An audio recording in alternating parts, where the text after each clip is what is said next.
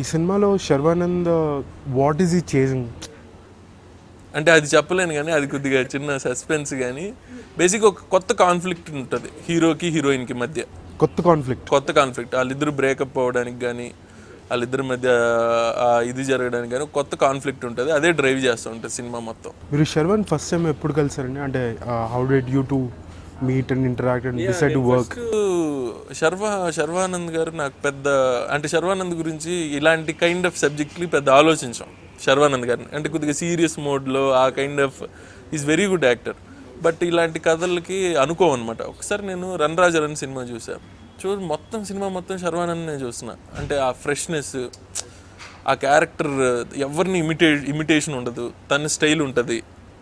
So ఇప్పుడు ఆ serious ఫిల్మ్లోంచి కొద్దిగా ఈ కైండ్ ఆఫ్ చేయాలంటే ఇమిటేట్ చేస్తారు బేసిక్గా.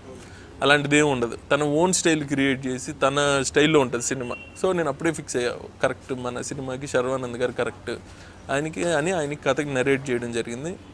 ఫస్ట్ డే ఫస్ట్ హాఫ్ చెప్పి వెళ్ళిపోయా ఇంటికి. అన్న రేపు చెప్తాను అనేసి. రేపు అంటే నెక్స్ట్ డే ఆయనే ఫోన్ చేశారు, సెకండ్ హాఫ్ చెప్తాను అనేసి. అంటే వెళ్ళి సెకండ్ హాఫ్ చెప్పా. అంటే ఫస్ట్ హాఫ్ చెప్పేటప్పటికి అంటే ఎవ్రీ డైలాగ్ చెప్తా బేసిక్గా. ఎప్పుడు నరేట్ చేసినా, ఎవరికి నరేట్ చేసినా ఎవ్రీ డైలాగ్, ఎవ్రీ సీను అలా చెప్పడం ఇష్టం అనమాట బేసిక్గా. సో ఫస్ట్ హాఫ్ చెప్పేటప్పటికి అయిపోయింది పరిస్థితి.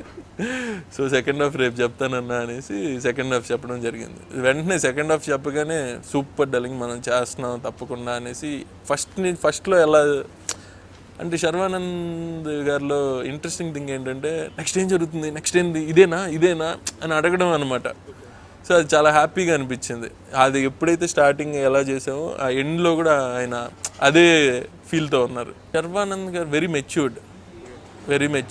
ఈ చిన్న వాటికి ఈగోలు అలాంటివి ఏమి ఉండవు. అంటే బేసిక్గా బాగా కలిసిపోయాం. మా ఇద్దరు క్యారెక్టర్లు ఒకటే ఆల్మోస్ట్ కైండ్ ఆఫ్. బాగా ఎంజాయ్ చేస్తాం. లొకేషన్కి వచ్చిన తర్వాత కూడా తను ఎక్కువ ఎన్ని టేకులు అడిగినా కూడా చేసేవాడు.